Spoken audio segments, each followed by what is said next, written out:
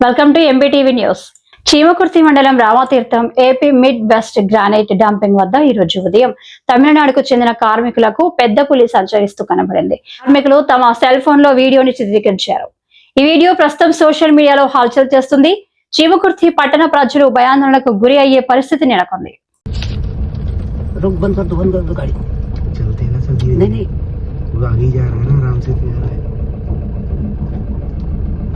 रुको बंद करो, गाड़ी बंद करो।